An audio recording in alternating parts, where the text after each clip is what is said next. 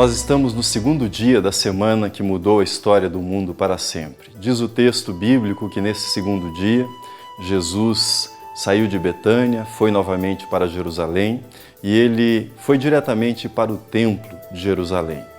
Era uma semana especial em Jerusalém, a semana da Páscoa. Peregrinos vindos de todas as partes do país estavam ali. Pessoas que residiam em outros países também faziam a sua peregrinação para a semana da Páscoa e estavam visitando o templo. A cidade estava repleta de peregrinos.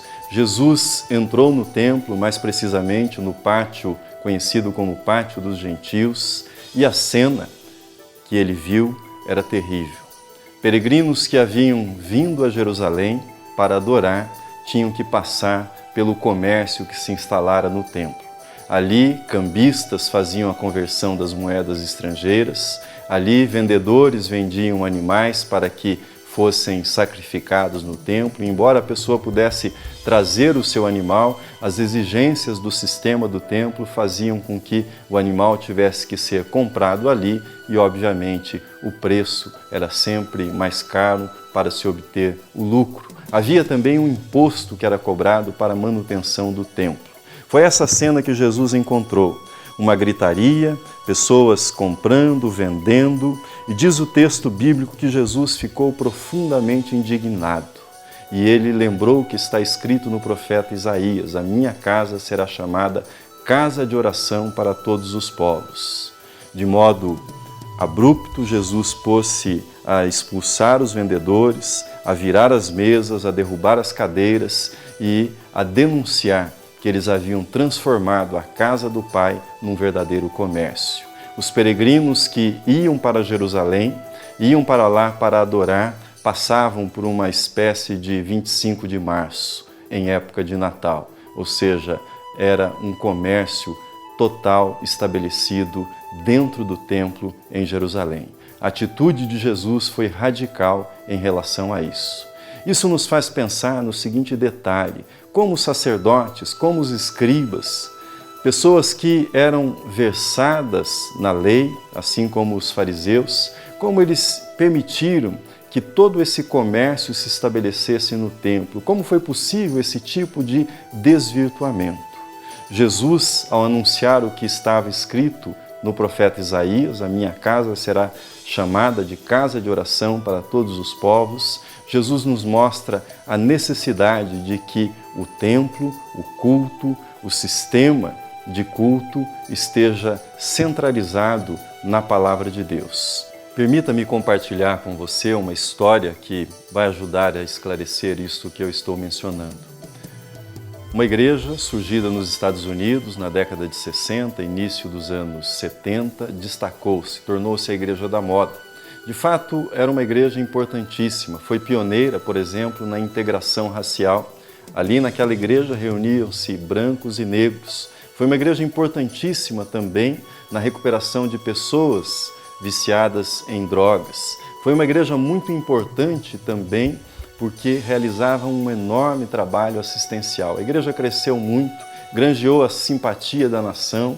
Os contribuintes desta igreja, dentre os contribuintes estavam alguns dos homens mais ricos dos Estados Unidos. Conseguiu também obter a influência de pessoas que ocupavam posições políticas importantes, por exemplo, uma carta de recomendação do vice-presidente dos Estados Unidos à época, também uma carta da esposa do presidente Jimmy Carter, e tornou-se o espaço daquela igreja pequeno para todas as atividades que ela realizava. Então, o seu pastor resolveu adquirir uma propriedade maior, e assim o fez. Na verdade, adquiriu uma fazenda.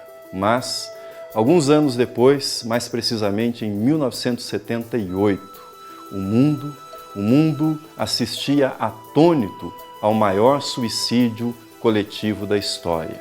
913 pessoas morreram naquela fazenda. Aqueles que ingeriram veneno morreram em decorrência do veneno, aqueles que se recusaram a fazê-lo foram executados pelos guardas. O panorama era este: 900 pessoas, dentre elas cerca de 200 crianças haviam sido vítimas daquele ato horroroso.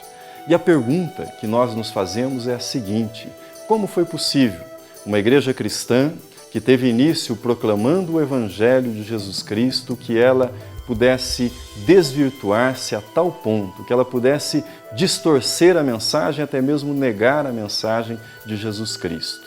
A resposta para essa questão aparece numa observação despretensiosa feita por um dos policiais que realizou a vistoria naquele acampamento, naquela fazenda, após essa grande tragédia.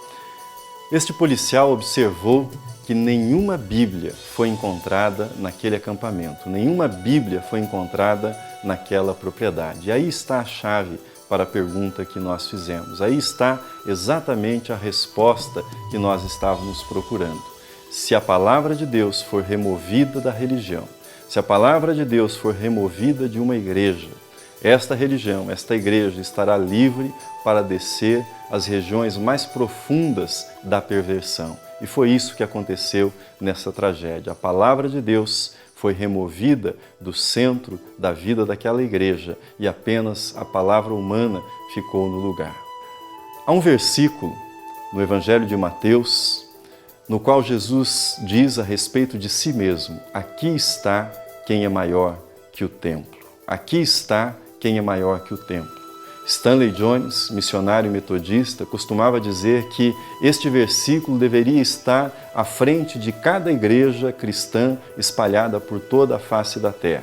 Este versículo deveria estar na entrada de cada igreja. Aqui está aquele que é maior do que o templo. A melhor forma de prevenir os exageros, quer os exageros da insanidade humana, quer os exageros que transformam a religião em algo mercantil, transformam a religião num meio de se obter dinheiro, a melhor forma de se prevenir contra esses males é lembrar que no centro da fé está uma pessoa, no centro da fé está Jesus Cristo. Aqui está aquele que é maior que o templo, aquele que purificou o templo, mas aquele que continua purificando os templos espalhados por todo o mundo, purificando-os da ganância e purificando-os das insanidades que os seres humanos podem cometer quando se desligam da pessoa de Jesus, tal qual ela é apresentada na Palavra de Deus.